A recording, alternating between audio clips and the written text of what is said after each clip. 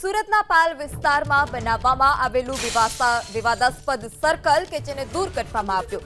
યશવી ફાઉન્ડેશનનું ગેરકાયદેસર તાણી દેવાયેલું સર્કલ દૂર કરાયું છે. ઓપરેશન સિંદૂરની થીમ પર આ સર્કલ બનાવી દેવામાં આવ્યું હતું, જે બાદ એબીપી અસ્મિતાની ટીમે અહેવાલ પ્રસારિત કર્યો હતો.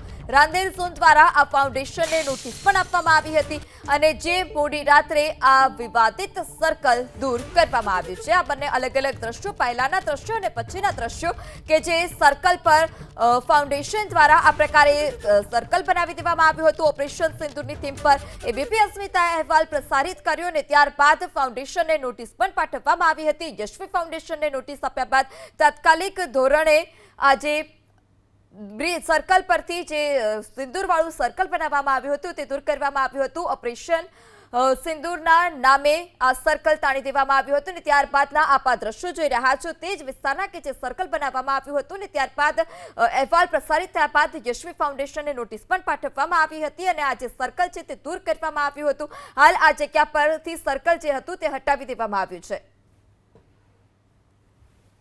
સુરત શહેરમાં એબીપી અસ્મિતાના અહેવાલની અસર થઈ છે. ગેરકાયદેસર બનાવી દેવાયેલું સર્કલ દૂર કરવામાં આવ્યું છે. તસવીરો તમે જોઈ શકો છો. સુરતના અડાજણ પાલ વિસ્તારમાં જે સર્કલ તાણી દેવામાં આવ્યું હતું એને દૂર કરી દેવામાં આવ્યું છે. પાલ ખાતે બનાવવામાં આવેલું વિવાદાસ્પદ સર્કલ જેને લઈને વિરોધ થયો હતો ત્યારે એને દૂર કરવામાં આવ્યું છે. યશવી ફાઉન્ડેશનનું ગેરકાયદેસર તાણી દેવાયેલું સર્કલ છે એ દૂર કરવામાં આવ્યું છે. ત્યારે હવે રસ્તા ઉપર જે રીતે અત્યારે હાલ બાપની જાગીર સમજીને જે પ્રમાણે જે યશવી ફાઉન્ડેશન દ્વારા જે સર્કલ તાણી દેવાયું હતું ત્યારે આ બાબતને લઈને એબીપી અસ્મિતાએ અહેવાલ દર્શાવ્યો હતો. એબીપી અસ્મિતાના અહેવાલના પગલે સર્કલ છે એ તાત્કાલિક દૂર કરવામાં આવ્યું છે. તસવીરો તમે જોઈ શકો છો. અત્યારે સુરતના યશવી ફાઉન્ડેશને વિના પરમિશન સર્કલ છે ઊભું કરી દેવામાં આવ્યું હતું અને ઓપરેશન સિંદૂરની થીમ ઉપર આ પ્રમાણે સર્કલ તાણી દેવાયું હતું. ત્યારે રાંદેર ઝોન દ્વારા તેને વારંવાર નોટિસો ફટકારવામાં આવી હતી. ત્રણ વખત નોટિસો ફટકારવામાં આવી છતાં